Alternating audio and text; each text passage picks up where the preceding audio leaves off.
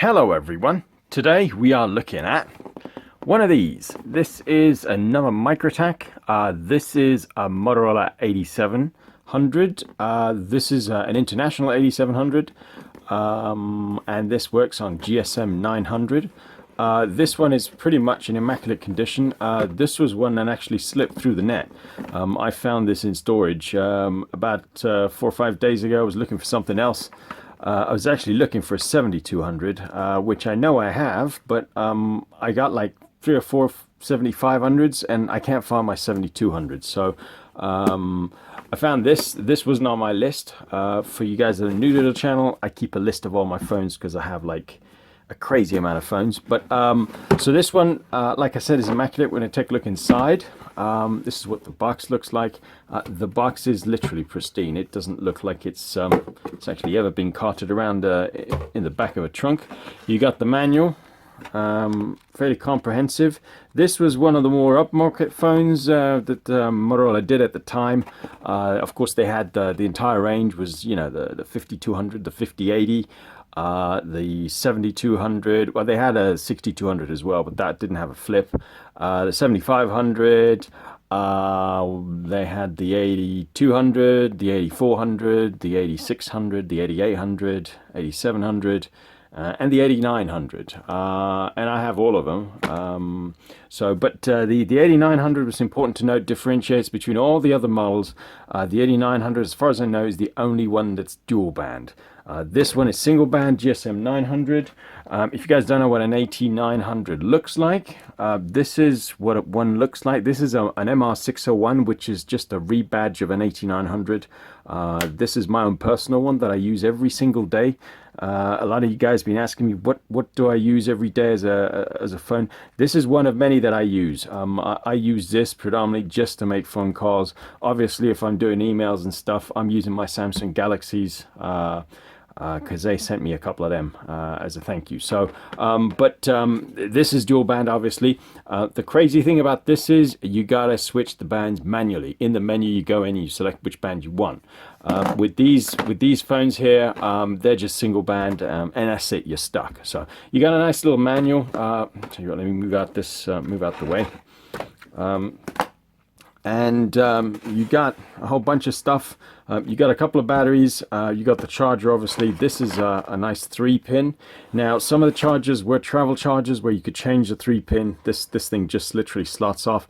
This isn't one of those, unfortunately. I will try and get around to doing a video to show you one of these chargers. And the guy who actually had this before me said he used it very sparingly. And I can see why, because the phone's in immaculate condition. He did have quite a few batteries by the looks of it. He had the original NiCad. Yeah, this would be the original NiCad. He had a slim metal hydride by the looks of it. And this doesn't look like it's really been used at all. This is really good condition. And then he had probably a thick metal hydride. Yeah, this is a thick metal hydride. And again, I think this has been sparingly used because these are all, I mean, these have still got that nice sandpaper feel to it and everything. So real neat these, but probably will not hold a charge. Because generally metal hydrides and nickel cadmiums don't hold a charge. Some paperwork there which I won't go into, and then you got the phone. This is what interests me. So these are made in the UK. So let's fire one of these up. I've got a good battery here, and see what we can do with this. Now you'll notice straight away that you get a nice little logo. I'll do that again, and I don't think the MR601 has that. It's got some other orange logo. So there you go, 8700. Real neat. It's got international 8700 there. Got the mute button like all Motorola Microtacs up here. The SIM jack slot and the token puller antenna.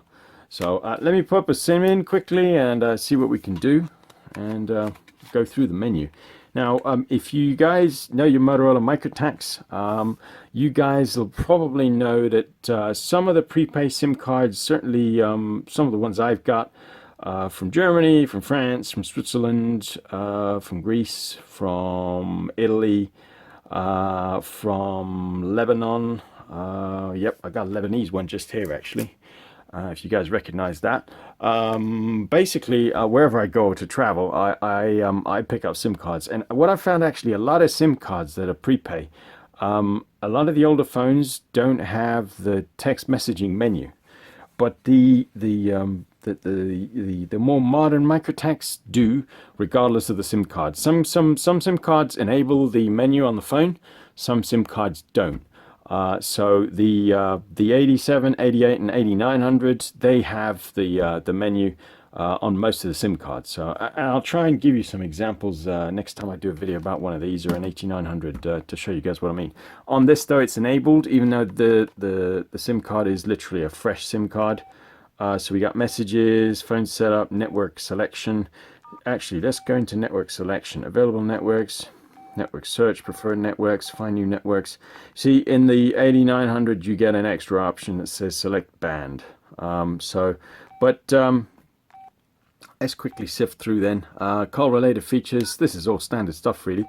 Messages, you got call, voicemail, receive messages, outgoing messages, and message editor. That's really what you want for text messages. It looks like somebody has actually sent me a message by the looks of it. Either that, there's one on the SIM card. Nope. I don't want that. It's dialing voicemail. So messages, call, voicemail, receive messages. That's what we want. 2 new messages. Who might that be? Oh, it's just a load of gobbledygoo. Okay, well that's interesting. Thank you for sending me that, whoever you were. These old phones, it does take a while for the phone to execute a message delete. So, but yeah, real neat phones these. Like I said, the mute button is real nifty if you're on a phone call, because obviously you can't close the flip. Can't really show you much else. You got a shortcut. The up arrow is a shortcut. So you got a 9 different shortcut menus that you can obviously go straight to. So say for example you wanted to switch the ringer off quickly, you'd be in there, you'd go up arrow 8, and it would just enable the vibrate and mute the phone. And again, to disable it, what else we got? So we got find name, add to SIM card, call voicemail, battery meter, lock now, adjust ringtone, read messages, and divert. Now if you do that on an 8900 or an MR601, which is basically the same phone, you will obviously see you got a different logo on this one. You got, I need to change the lock code on this, it's forever annoying me. So on this one you got the up arrow, but you got option number 3 is change bands. On here you don't have that.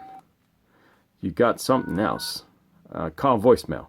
So the phones do differ slightly, and obviously on here you got network selection. You also have select band, and this is where you go in and obviously change the band. So GSM 900 is selected at the moment. If you want GSM 1800, you'd select that like so, and it would say change to 1800. And then obviously you can also do up arrow 3, and that changes it. So, but we're not talking about this, we're talking about this one here. This one is in rockable condition, like I said. Pretty neat phones these. I will actually try and do a giveaway of one of these.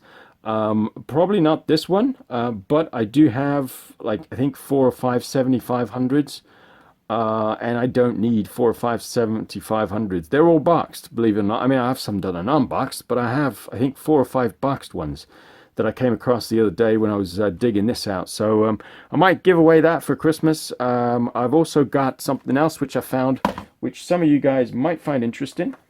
I found one of these. Now, if you guys don't know what this is, the competition's not for you. For those of you who do know what this is one of the latest generation of Nokia communicators. Now, I'm not going to say too much about this, but this one is brand new. This was actually a gift from Vodafone, believe it or not. They gave me this, and they gave me the paperwork as well to go with it. I'm not going to show you that because obviously it's got my details on it. And they gave me this as a gift because I was quite a high, well, I still am a high user for them, and then obviously I spent a lot of money with them. So but this is all new. This is my personal one that they gave me. It is brand new. It is badged up as Vodafone. Don't know if you guys can see that, but this is brand new. Still got the cellophane on the screen, and it's nice and snappy when you open it up. It's not got the battery in it, obviously. So I will be giving this away for Christmas probably. So if you haven't subscribed, you guys know what to do. Need to think of a clever way of giving this away somehow. We're going to try and do a little snazzy giveaway.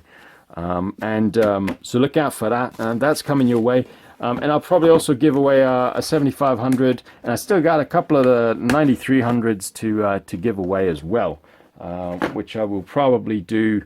I might just do first winner will probably get the E90, and the two runners I'll probably get a 7500 or something like that.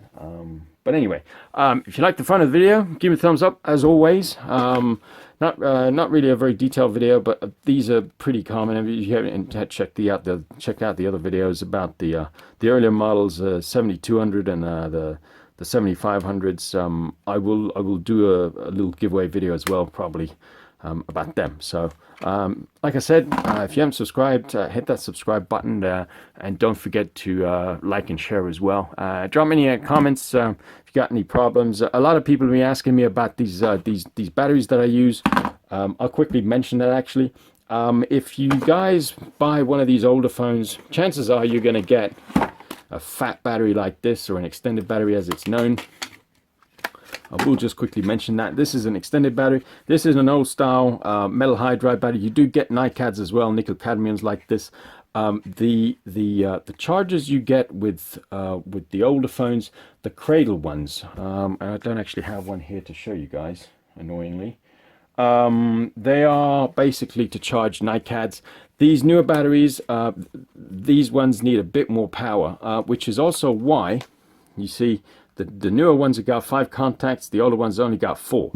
And the newer ones which have 5 contacts, you have to have a charger that has the EP logo. Just because these ones are 6 volt, and if you take these ones apart, they are, there you go, 7.2 volts.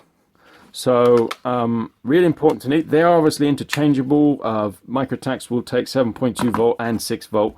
I use 7.2 just because I find they last longer. But anyway, worth a mention anyway. So you can actually use these old chargers to charge these new batteries. I've got a charger that plugs straight into the phone to charge them up, and I've also got an EP charger and conditioner to condition all my batteries, because that's really important if you want to keep charging them. A lot of these are like over 20 years old. Certainly, I think these NiCads or the little metal hydrides are probably nearer 25 years old, given some of the age of some of these phones. Anyway, so that's all I got to say. Real brief video this, but thanks for watching, and I'll see you guys next week.